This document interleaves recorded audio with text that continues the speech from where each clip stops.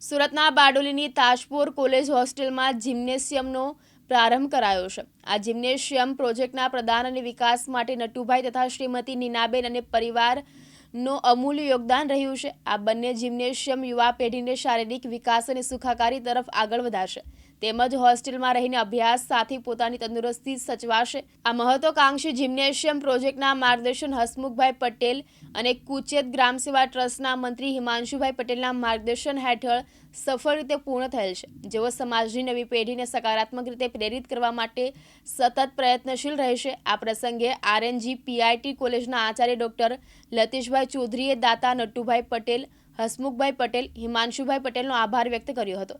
તેમણે જણાવ્યું હતું કે કોલેજની હોસ્ટેલમાં રહેતા 800થી વધુ વિદ્યાર્થીઓ માટે આ સવલત થકી આપણે શારીરિક રીતે સક્ષમ સમાજનું નિર્માણ કરી શકીશું। અમે આરએનજી પટેલ કોલેજમાં છે અને આજે અમારી કોલેજમાં જિમ્નેશિયમનું ઓપનિંગ કરવામાં આવ્યું છે, વિપુલ જિમ્નેશિયમ, જ્યાં છોકરાઓના શારીરિક વિકાસ માટે અને મેન્ટલ હેલ્થ માટેના બધા સાધનો વિકસાવવામાં આવ્યા છે। જ્યાં મલ્ટી જીમ ડેવલપ કરવામાં આવ્યો છે। મલ્ટી જીમના 2 સાધનો છે, જેમાં છોકરાઓ બેકની એક્સરસાઇઝ, ફ્રન્ટની એક્સરસાઇઝ, એવી રીતે લેગની એક્સરસાઇઝ કરી શકે છે। બાઇસેપ ટ્રાઇસેપ્સના એક્સરસાઇઝના સેટ્સ બધા એમાં આવે છે। સેમ એરોબિક્સના સાધનો છે, રોપ છે, જેનાથી છોકરાઓ પોતાની હેલ્થ જાળવી શકે છે। સેમ આ બધી વસ્તુ છોકરાઓ માટે અને છોકરીઓ માટે બંને હોસ્ટેલોમાં ડેવલપ કરવામાં આવી છે અને આ વસ્તુથી છોકરાઓ પોતાનું શારીરિક સુધારી શકે છે અને સેમ રીતે પોતાના મેન્ટલ પર પણ કોન્સન્ટ્રેશન કરી શકે છે અને પોતાનું ફ્યુચર આ ફિલ્ડમાં આગળ વધારી શકે છે।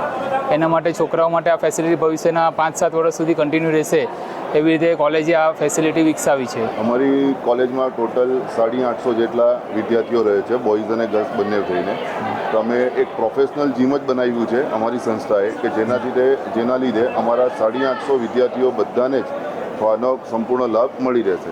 એટલે માનસિક શક્તિની સાથે શારીરિક શક્તિ પણ જરૂરી છે, તો એ અમારા દરેક વિદ્યાર્થીઓને એના માટે ઘણું ફાયદાકારક રહેશે। રમેશ ખંભાતી, દિવ્યાંગ ન્યૂઝ, બારડોલી, સુરત।